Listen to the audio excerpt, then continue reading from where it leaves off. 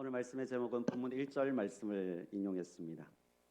예수 그리스도의 종 바울은 사도로 부르심을 받아 하나님의 복음을 위하여 택정함을 입었으니, 여기서 하나님의 복음이라는 제목을 가지고 왔습니다. 여기서 사실 그냥 복음이라고 해도 문장이 전혀 어색하지 않습니다. 예수 그리스도의 종 바울은 사도로 부르심을 받아 복음을 위하여 택정함을 입었으니 라고 되어도 사실 전혀 어색하지 않을 것 같은데요. 근데 사도 바울은 여기에서 그냥 복음이라고 하지 않고 하나님의 복음이라고 선명하게 기록해주고 있습니다. 우리가 다 알다시피 여기 하나님의 복음 할 때 의는 소유격을 나타내는 조사이지 않습니까? 만약에 제가 이거 나의 리모컨 하면 이 나의 의 할 때 나 의로 말면서 이게 리모컨이 내 소유다라는 것을 나타내 줍니다. 그죠? 또 이것은 나의 생각입니다라고 말한다면 이것은 내가 하고 있는 생각입니다. 내가 가지고 있는 생각입니다라는 의미가 되겠고요. 이것은 정부의 책임입니다라는 말을 사용한다면 정부가 당연히 해야 할 일입니다라는 의미가 될 것입니다. 앞에 뭐가 오든지 간에 뒤에 어떤 명사가 오느냐에 따라서 이 소유격 조사인 의가 의미가 변화합니다. 헬라어에서도 이런 의미의 변화가 일어나는데 구문상으로서 이제 의미의 변화가 좀 일어납니다. 우리는 이제 의라는 조사가 붙어서 우리는 조사가 많이 사용되지 않습니까? 사람은, 사람도, 사람의 뒤에 이런 단어가 붙어서 그 문법적인 의미를 나타내는데 헬라어는 이런 조사가 붙는 게 아니고요. 명사가 변화를 합니다. 그래서 하나님은 이라는 할 때 테오스라는 단어가 사용되는데 이게 소유격으로 변화가 되면 테우라는 단어로 변화가 됩니다. 이게 하나님의라는 이렇게 변화가 일어나거든요. 그래서 오늘 본문에서 하나님의 복음 할 때 여기도 이제 테우라는 단어로 변화가 일어나는데 이 테우라는 이 단어가 이제 총신대학교 교수님인 김창원 교수님은 이렇게 의미를 설명했어요. 기원을 의미하는 주격 소유격 용법이라고 이렇게 설명을 해주고 있습니다. 저도 이해가 안 됩니다.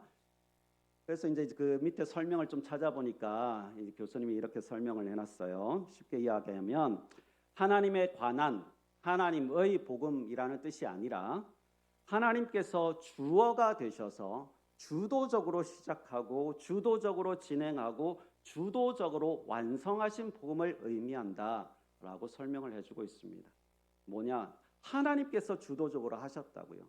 하나님께서 계획하시고 하나님께서 진행하시고 하나님께서 그 모든 계획들을 완성하신 그 모든 것의 주격이 하나님이시다.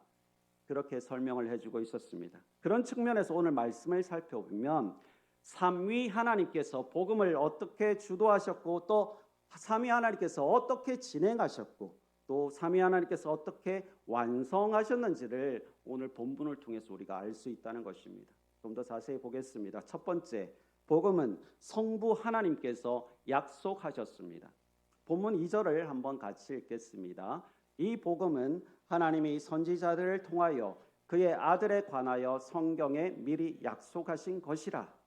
하나님께서 때때마다 선지자를 세우고 그의 아들에 관해서 성경에 미리 약속하셨답니다. 성경을 그 선지자를 때때로 세워서 그들로 하여금 선포하게 하고 오늘 말로 하면 설교하게 하고 그것을 구약 성경에 기록을 해서 우리에게 그 약속들을 보여주신다는 것입니다. 우리는 창조시대 때의 일을 기억할 것입니다. 하나님께서 에덴 동산을 만드셨습니다. 그곳에 모든 것을 누리게 하셨죠. 그런데 단 한 가지 선악을 알게 하는 나무의 열매는 먹지 못하게 하셨습니다. 어떤 이들은 이렇게 말합니다. 이것은 하나님께서 함정을 파놓은 것이 아니냐. 아니 인간이 어차피 그거 먹지 말라고 그러면 당연히 먹을 것인데 하나님께서 함정을 파놓은 것이 아니냐라고 말을 하기도 합니다. 그러나 이것은 하나님께서 주신 그 자유의 의미를 잘 몰라서 그런 것입니다. 하나님께서 주신 자유는 어떤 자유인가? 지킬 자유와 지키지 않을 자유까지 포함이 됩니다. 심각하게 이야기하면 그 열매를 먹을 자유와 먹지 않을 자유, 하나님을 따를 자유와 하나님을 따르지 않을 자유까지 포함되는 겁니다. 모든 의지를 인간에게 맡기신 거예요. 그런데 이 아담이 어떻게 합니까? 하나님께서 주신 그 자유를 가지고 하나님께서 따먹지 말라고 말씀하신 그 열매를 따먹었어요. 하나님의 명령을 거부한 것입니다. 이것을 로마서 5장 12절 말씀에서 명확하게 정리를 해줍니다. 그러므로 한 사람으로 말미암아 죄가 세상에 들어오고 죄로 말미암아 사망이 들어왔나니 이와 같이 모든 사람이 죄를 지었으므로 사망이 모든 사람에게 이르렀느니라. 아담이 지은 죄로 말미암아서 죄가 세상에 들어왔습니다. 그리고 모든 사람이 사망에 이르게 되었습니다. 이것은 단순하게 육체적인 죽음만을 의미하는 것은 아닙니다. 이것은 단절을 의미합니다. 영적인 존재가 하나님과 단절되어서 그 생명력을 잃어버린 것입니다. 이전에는 하나님을 두려워할 필요가 없었습니다. 그런데 죄를 짓고 나니까 하나님을 피하게 됩니다. 하나님의 소리를 듣고 아담과 그의 아내가 어떻게 했습니까? 여호와의 낯을 피하여서 동산 나무 사이에 숨었습니다. 여호와 하나님께서 아담을 부르셨습니다. 네가 지금 어디 있느냐? 네가 어디 있느냐? 부르셨습니다. 네가 지금 거기 숨어서 뭐 하고 있냐? 아담의 대답은 이렇습니다. 내가 동산에서 하나님의 소리를 듣고 내가 벗었으므로 두려워하여 숨었나이다. 이전 같았으면요, 하나님의 음성이 들리고 하나님께서 거니는 모습만 보여도 당장 달려가서 하나님 하고 달려갔을 거예요. 그런데 죄가 엄습하고 나니까 두려운 거예요. 하나님을 피해버렸습니다. 자신의 허물을 알고 나니까 두려워하여 숨어버렸습니다. 여러분, 아기들이 잘못했을 때를 한번 보십시오. 혼날 일이 있는 아기들 한번 기억해 보십시오. 그 아기들 너 이거 왜 이렇게 했어? 라고 혼낼 때 아기들은 어떻게 합니까? 들어붙습니다. 엄마 하면서 달라붙습니다.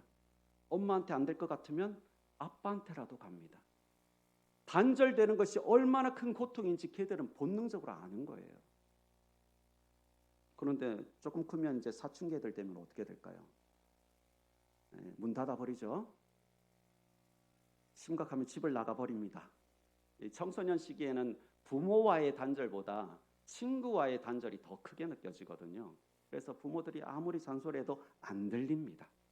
걔들은 그냥 문 닫아버려요. 근데 만약 이게 계속 지속된다면 회복할 수 없는 상태로 가는 경우가 많이 있죠. 아담과 하와 역시 피해버렸습니다. 오히려 더 달라붙어야 되는 상황인데 숨어버렸어요. 하나님과의 관계가 틀어지고 회복하기 어려운 상태가 되어버려서 이제는 그들만의 방법을 선택합니다. 자식 이기는 부모 없다고 잘못은 인간이 저질렀는데, 근데 매달리는 것은 인간이 하지 않았습니다. 매달리는 것은 하나님께서 하셨습니다. 하나님이 어떻게 하셨는지 기억하십니까? 창세기 3장 21절 말씀. 여호와 하나님이 아담과 그의 아내를 위하여 가죽 옷을 지어 입히시니라. 하나님께서 만들어주신 가죽 옷이라는 게 굉장히 중요한 의미를 줍니다. 그들이 만든 치마는 무화과 나무 잎으로 만든 치마였습니다. 며칠이 지나면 말라 비틀어지는 나뭇잎이 아니라 하나님께서는 영구적으로 사용할 수 있는 가죽 옷을 주셨습니다. 이 가죽 옷을 만들기 위해는 무엇을 해야 합니까? 피를 흘려야 합니다. 무엇인지 아시겠죠? 용서의 증표가 가죽 옷이었고 저것으로 말미암아서 우리가 예수 그리스도의 보혈로 이어지는 겁니다. 이렇게 하나님의 구원의 약속은 창조 시대부터 시작됩니다. 아브라함과 언약을 맺을 때도 그랬습니다. 고대 근동 지방의 언약의 방법은요, 짐승을 반으로 쪼갭니다. 그리고 쪼개가지고 반반 이렇게 양옆에 놔두는 거예요. 그리고 이 언약을 맺은 사람들이 그 쪼갠 동물들 사이로 지나가야 합니다. 만약에 내가 이 약속을 지키지 않으면 이 동물처럼 쪼개져도 괜찮다는 의미를 가지고 있는 거거든요. 그런데 하나님께서 아브라함과 언약을 맺으실 때 어떻게 하셨냐면 아브라함이 거기를 지나지 않았어요. 불꽃으로 하나님이 지나셨습니다. 내가 너를 축복할게. 이거 안 지키면 내가 쪼개져도 좋아. 하나님이 그렇게 언약을 하셨다는 것입니다. 하나님의 구원의 약속, 하나님의 지키심의 약속은 이후 다른 선지자들을 통해서도 계속되어져서 선포됩니다. 범죄한 이스라엘 향해서, 그리고 타락해서 하나님을 회피하는 이스라엘을 향해서 하나님은 끊임없이 선지자들을 보내시고 회개의 기회를 주시고 회복의 길로 인도하셨습니다. 우리에게 주시는 구원도, 구원의 약속도 동일합니다. 우리가 죄를 지었고 내가 죄인이고 그 책임도 나에게 있습니다. 그런데 하나님께서는 어떻게 하십니까? 우리가 책임지지 못할 것을 아시고 하나님께서 책임지셨습니다. 독생자를 이 땅에 보내주시고 십자가에서 피 흘려 죽게 하심으로 인간의 죄를 대신하게 하셨습니다. 인간의 죄를 대신 씻어주셨습니다. 우리의 할 일은 너무나 명확합니다. 내가 죄인임을 고백하는 것이고 나의 죄를 대신해서 예수님께서 죽으셨고 부활하셨음을 믿는 것입니다. 그러니 여러분, 더 이상 하나님을 피하는 사람이 되지 마십시오. 오히려 하나님께 더 매달리는 주의 종들이 되길 바랍니다. 성부 하나님께서 주신 구원의 약속이 우리 모두의 삶에 성취되기를 주님의 이름으로 축복합니다. 두 번째는 복음은 성자 예수님께서 완성하셨습니다. 2절에서 3절을 보시면 그의 아들이라는 표현이 나옵니다. 이 복음 하나님이 선지자들을 통하여 그의 아들에 관하여 성경에 미리 약속하신 것이라. 그의 아들에 관하여 말하면 육신으로는 다윗의 혈통에서 나셨고, 여기서 그의 아들 할 때 그는 하나님을 말합니다. 그리고 그의 아들은 하나님의 아들이신 예수 그리스도를 말합니다. 하나님께서는 구약 성경을 통해서 하나님의 아들 즉 메시아를 약속하셨고 예수님께서 하나님의 아들로 이 땅에 오셨습니다. 이것은 약속과 성취로 설명이 됩니다. 제가 방금 첫 번째 대지에서 구약은 신약에 구현된 복음의 약속으로서 말씀을 드렸습니다. 그럼 이제 신약은 구약에 이미 알려진 그 약속이 성취되는 과정입니다. 문장이 조금 헷갈릴 수도 있지만 정리하면 구약은 약속, 신약은 성취. 이것을 이해하지 못하는 어떤 사람들은 구약은 필요 없다라고 말하는 부류도 있습니다. 구약은 오래된 것이고 유대인의 민족 규범일 뿐이고 종교적인 경전일 뿐이다라고 주장하는 부류도 있습니다. 신약을 우리는 신약 시대를 살고 있기 때문에 구약은 필요 없다 말들도 합니다. 흔히 구약 폐기론이라고 말을 합니다. 그러나 그들의 억측은 이런 약속과 성취라는 아주 명확한 개념으로 가볍게 반박할 수 있습니다. 신약은 구약을 대체하는 것이 아닙니다. 신약은 구약을 완성하는 겁니다. 구약의 예언이 신약에서 어떻게 완성되었습니까? 예수님은 육신으로는 다윗의 혈통에서 나셨습니다. 여러분이 가지고 계신 성경에 보면 혈통에 각주가 달려 있을 거예요. 헬라어 C라고 되어 있을 겁니다. 이 직역을 하면 C예요. 다윗의 씨, 그리고 앞에서 말씀드린 하나님의 아들과 이 다윗의 씨, 이 두 가지 개념이 그들에게는 굉장히 중요한 개념입니다. 메시아 사상이 굉장히 중요한 개념이거든요. 이게 사무엘하 7장 12절에 나옵니다. 내 수완이 차서 내 조상들과 함께 누울 때에 내가 내 몸에서 날 내 씨를 내 뒤에 세워 그의 나라를 견고하게 하리라. 14절 나는 그에게 아버지가 되고 그는 내게 아들이 되리니. 위에 보시면 다윗의 씨, 밑에 보시면 하나님의 아들. 이 두 가지 개념이 굉장히 중요한 개념이거든요. 다윗의 자손을 통해 나라를 견고하겠다 하셨습니다. 그리고 하나님께서 그의 아버지가 되시고 그는 하나님의 아들이 될 거라 예고하셨습니다. 그리고 그 뒤에 이어지는 말씀에서는 다윗 왕조를 든든히 세우겠다고 약속하셨습니다. 이 약속은 시편 2편에 다시 확인됩니다. 시편 2편의 6절에 내가 나의 왕을 내 거룩한 산 시온에 세웠다 하시리로다. 내가 여호와의 명령을 전하노라. 여호와께서 내게 이르시되 너는 내 아들이라. 오늘 내가 너를 낳았도다. 이 시편 2편 말씀은 왕들의 즉위식 때 사용하던 말씀입니다. 여기서 하나님은 왕을 향하여 너는 내 아들이다 선언하십니다. 세워진 왕이 하나님의 아들로 선포되는 것입니다. 그러니까 하나님의 아들이라는 말은 왕이, 그러면 예수님은 누구십니까? 예수님은 구약에 예언된 메시아이십니다. 예수님은 사람의 몸을 입고 이 땅에 오신 하나님의 아들입니다. 예수님은 다윗의 혈통에서 나신 분입니다. 그래서 예수님은 왕이십니다. 어떤 왕이십니까? 4절을 보시면 성결의 영으로는 죽은 자들 가운데서 부활하사 능력으로 하나님의 아들로 선포되셨으니 곧 우리 주 예수 그리스도시니라. 개역개정에서는 이 능력으로 독립된 부사로 번역을 했거든요. 그래서 문장을 보면 능력으로 선포되셨으니 이런 의미가 되는데요. 세번역 성경이나 몇몇의 영어 성경을 좀 살펴보니까 이 원문의 어순이 가지고 있는 그 의미를 살려서 이렇게 번역하고 있습니다.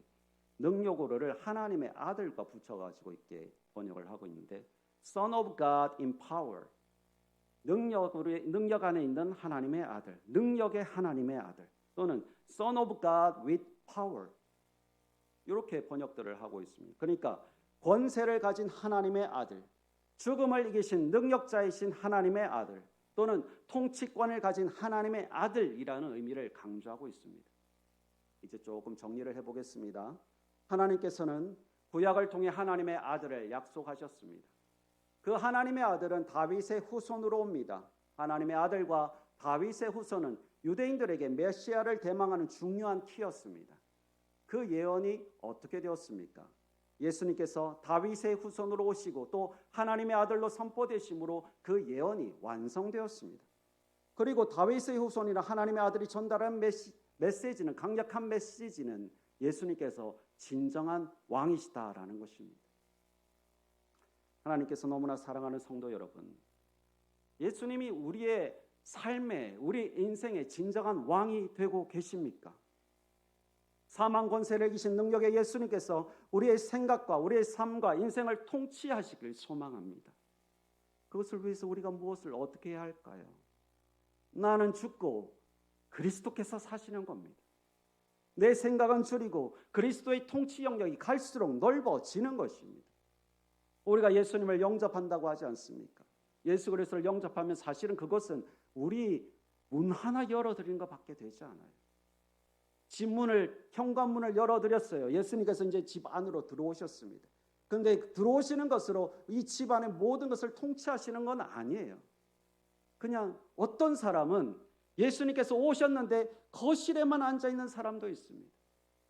어떤 사람은 방 하나도 예수님께서 다스리는 사람도 있을 것이고 어떤 사람은 2개, 아니면 어떤 사람은 그 모든 방들이 모든 집 전체가 예수님께서 다스리는 집이 되는 사람도 있을 것입니다. 그것을 위해서 우리는 자리를 자꾸 내어드려야 돼요.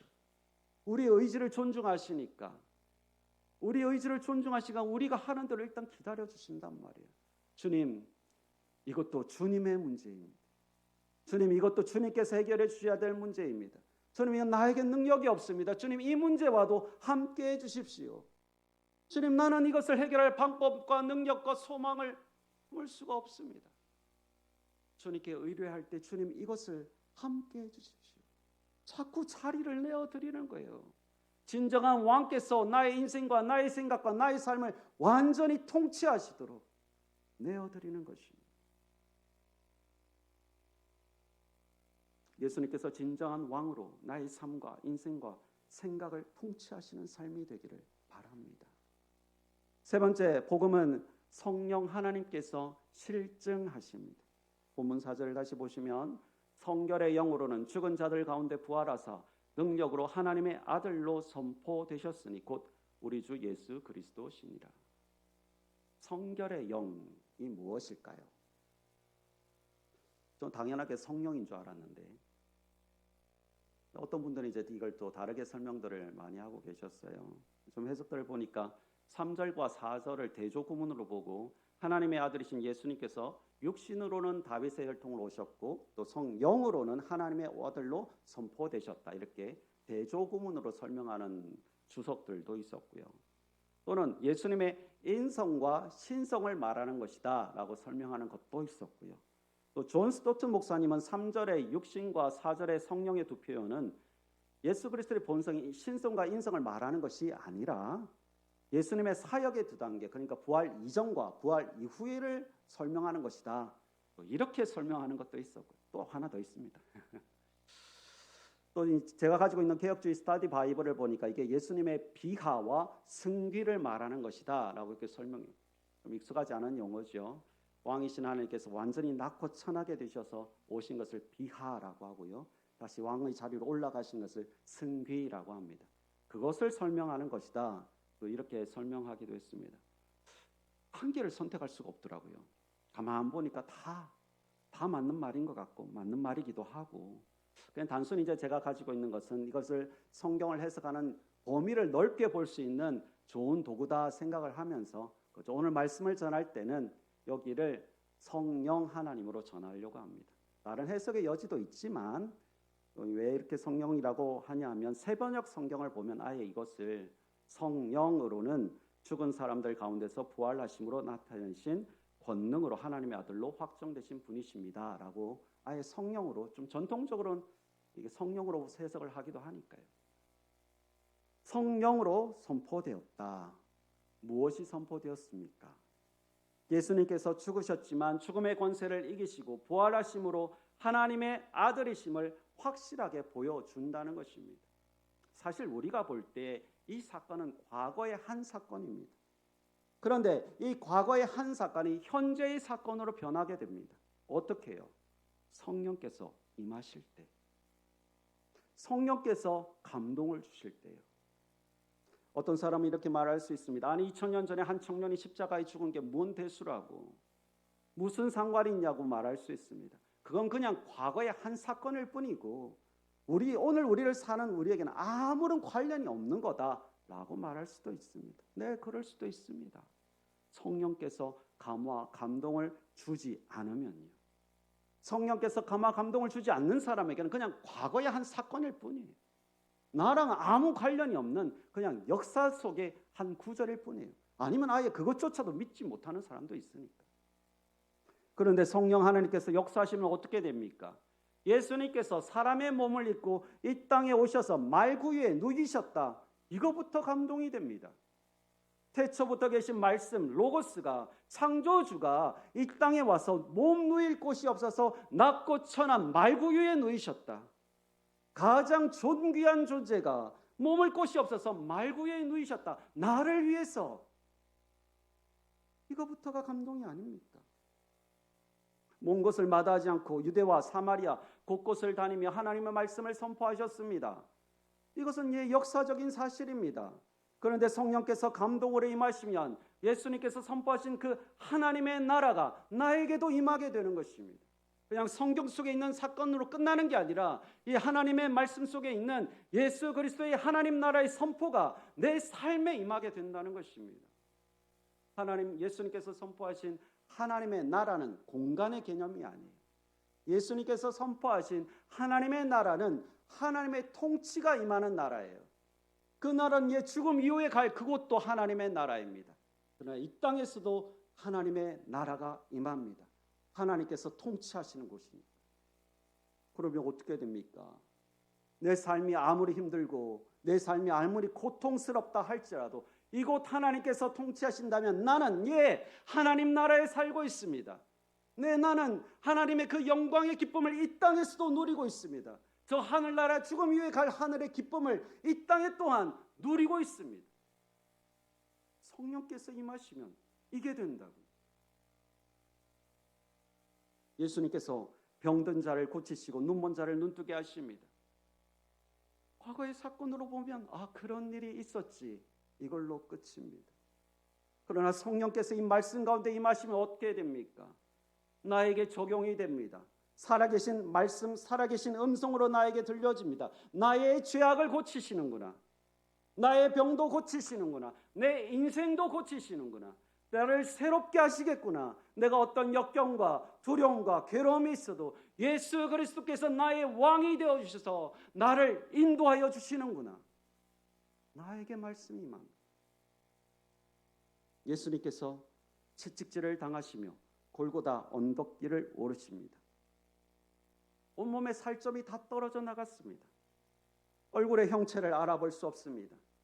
자신이 못 박혀야 할 그 십자가를 지고 십자가의 길 비아돌로로사를 걸어 올라가십니다. 그저 그 길을 담담하게 걸어가십니다. 그리고 언덕에 올라서 하나님의 아들임에도 불구하고 그 자신이 신임에도 불구하고 정말 무능하게 십자가에 못 박힙니다. 많은 사람들 앞에서 수치스럽게 십자가에 매달려 있습니다. 끝없는 비난과 저주의 말을 듣습니다. 엘리 엘리 라마 사박다니, 하나님 나의 하나님 어찌하여 나를 버리시나이까. 그리고 숨을 거두십니다. 그런데 이 사건에 성령께서 감동을 주신 무엇입니까? 그 사건은 과거의 사건이 아니에요. 오늘의 현장이 됩니다. 그 길을 걸으신 그 걸음걸음이 생생하게 다가옵니다.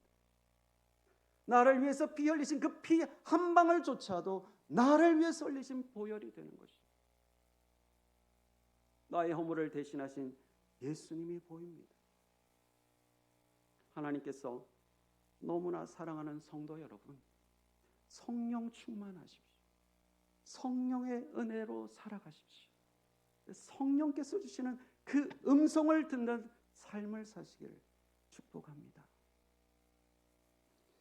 미국의 유명한 언론사인 시카고 트리뷴이라는 언론사가 있습니다. 여기에 리 스트로벨이라는 사람이 있습니다. 그는 평소에 가지고 있던 생각이 뭐냐면 신은 사람이 만든 것이다 라는 생각을 가지고 있었습니다. 그래서 이 천국이란 죽음 이후의 모든 천국과 지옥 이런 것들도 인간이 스스로를 위로하기 위해서 만든 그냥 상상 속의 공간이다, 이렇게 생각을 가지고 있던 사람이었습니다. 그래서 그는 죽으면 끝이니까 쾌락을 누리는 삶을 살았습니다. 얼마나 심했는지 퇴근해서 집으로 오면 딸아이가 거실에서 놀다가 아빠가 오는 소리 들으면 장난감을 다 싸들고 집에 자기 방에 가서 문을 닫고 있었다 그래요. 그런데 어느 날 그의 아내가 한 크리스찬을 만나게 됩니다. 그리고 그 크리스찬을 통해서 이 아내가 예수님을 만나게 됩니다. 그러면 집에 와서 선포를 합니다. 나 이제부터 예수님 믿을 거야. 아내는 열정적으로 신앙생활을 시작합니다. 집에서도 성경을 읽고 기도하며 때때로 봉사하기 위해서 교회를 나갔습니다. 리 스트로벨은 어떻게 생각했느냐면 신에게, 그 가상의 신에게 아내를 빼앗겼다라고 생각을 했습니다. 인간이 만들어낸 그 하찮은 신한테 아내가 간다는 게 용납을 할 수가 없는 겁니다.